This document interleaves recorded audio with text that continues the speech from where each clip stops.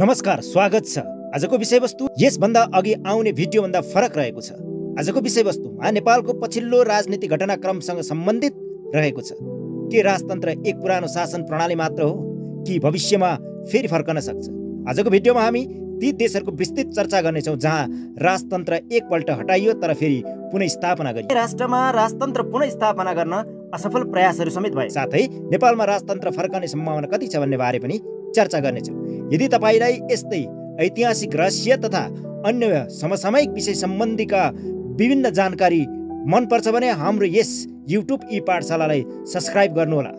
साथै यस भिडियोलाई अन्तिमसम्म पनि हेर्न नभुल्नुहोला। अब चर्चा गरौँ राजतन्त्र किन हटाइयो र किन फर्काइयो। राजतन्त्र हट्नुका मुख्य कारणको रूपमा राजनीतिक अस्थिरता, असहमति, जनताको स्वतन्त्रता र लोकतन्त्रको माग, साथै तानाशाहीको अन्त्य र क्रान्तिलाई लिन सकिन्छ। तर केही देशहरूमा राजनीतिक स्थायित्व, सांस्कृतिक पहिचान र जनताको चाहनाका कारण राजतन्त्र पुनः स्थापना गरियो। अब हामी तिनै देशको बारे चर्चा गर्नेछौँ जुन देशमा यसभन्दा अगाडि राजतन्त्रलाई हटाइयो पछि पुनः स्थापनाको असफल प्रयास र कुनै देशमा पुनः स्थापना गरी हालसम्म पनि राजतन्त्रकै शासन पद्धति प्रणाली चलिरहेको अवस्था छ। अब चर्चा गरौँ राजतन्त्रको पुनः स्थापना भएका देश तथा असफल प्रयासहरू भएका देशहरूको बारे।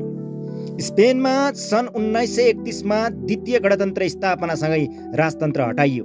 पुनः स्थापना सन् 1975 मा तानाशाह फ्रान्सको मृत्युपछि राजा युआन कार्लोस प्रथमलाई पुनः गद्दीमा राखियो। वर्तमान स्थिति अहिले स्पेनमा संवैधानिक राजतन्त्र छ। वर्तमान राजा फिलिप छैटौँ हुन्। किन राजतन्त्र फर्काइयो? तानाशाही शासनको अन्त्यपछि स्थायित्व आवश्यक थियो। जनताको चाहनाले राज संस्थालाई पुनः स्थापित गरायो। 2 मा छ कम्बोडिया राजतन्त्रको समाप्ति। सन् 1980 मा लोन नोनको नेतृत्वमा गणतन्त्र घोषणा गरियो। पुनः स्थापना सन् 1993 मा संयुक्त राष्ट्र सङ्घको पहलमा राजा नोरोडम सिहानुनलाई राजगद्दीमा पुनः स्थापित गरियो। वर्तमान स्थिति हालका राजा नोरोडम सिहामुनि हुन्। किन फर्काइयो त कम्बोडियामा राजतन्त्र? दशकौंको गृहयुद्धपछि राष्ट्रिय एकताको आवश्यकताको ठहर अन्तर्राष्ट्रिय दबावले राज संस्था पुनः स्थापना गरियो।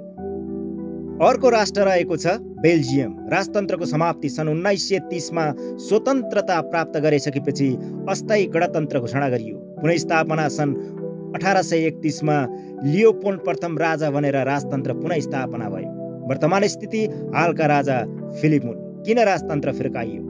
राष्ट्रिय एकता र पहिचानको आवश्यकता। बेल्जियममा लोकतान्त्रिक प्रक्रियासँग मिलेर राज संस्था चल्यो। 4 मा छ सर्बिया राजतन्त्र समाप्ति सन् 1945 मा कम्युनिस्ट शासनपछि युगोस्लाभियामा राजतन्त्र समाप्त भयो। पुनः स्थापनाको प्रयास सन् 2001 मा पूर्व राजा अलेक्जेन्डर क्राडजोर्बेभिच स्वदेश फर्किए तर औपचारिक रूपमा पुनः स्थापना भएन। किन असफल भयो? लोकतान्त्रिक शासनप्रति जनताको रुचि, राजनैतिक विभाजन। यसलाई हामी राजतन्त्र फर्काउने असफल प्रयासको रूपमा लिन सक्छौँ।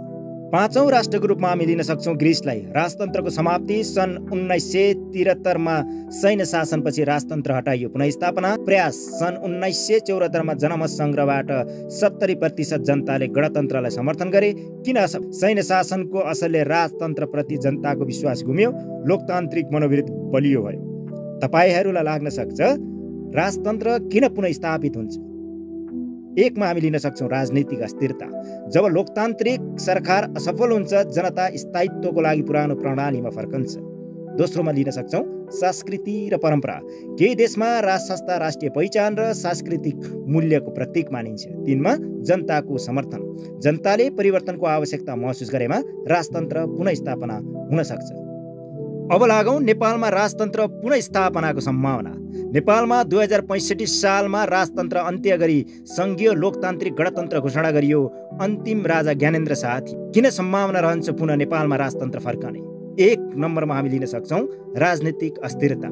बारम्बार सरकार परिवर्तन हुने र अस्थिरताको वातावरणले जनतामा निराश छ। धर्म र संस्कृति। नेपाल हिन्दू राष्ट्रको रूपमा पहिचान गुमाएको कारण केहीले राज संस्थालाई धार्मिक पहिचानको लागि आवश्यक ठान्दछ। अर्को कारण लिन सक्छौँ हामी जनमतको प्रभाव। केही सर्वेक्षणहरूमा राज संस्थाप्रतिको आकर्षण बढ्दै गएको देखिएको छ। हामीले राजतन्त्र फर्कने केही सम्भावनाका कुरा गर्यौँ। अब किन सम्भावना छैन तर्फ पनि लाग्यौँ। लोकतान्त्रिक चेतना। युवा पुस्ताले गणतन्त्रलाई समर्थन गर्छ। दोस्रोमा हामी संवैधानिक अवरोधको रूपमा लिन सक्छौँ। नेपालको संविधानले गणतन्त्रलाई संस्थागत गरेको छ, जसलाई संस्थागत रूपमा उल्ट्याउनका लागि संविधानतः 2/3 बहुमतको आवश्यकता छ, जुन राजावादी अथवा राजतन्त्रप्रति आस्थावान राजनीतिक दलसँग त्यो संख्या छैन। राजतन्त्र पुनर्स्थापनाको इतिहासले देखाउँछ कि जब जनता परिवर्तन चाहन्छन्, शासन प्रणाली फेरिन सक्छ। तपाईँको विचारमा नेपालमा फेरि राजतन्त्र फर्कन सक्छ त? कृपया आफ्नो विचार कमेन्ट गर्नुहोला। यदि तपाईँलाई यो भिडियो मन पर्यो भने लाइक, शेयर र सब्स्क्राइब गर्न नबिर्सिनुहोला। युट्युब ई पाठशाला, जहाँ ज्ञान त्यहाँ जीवित रहन्छ। धन्यवाद।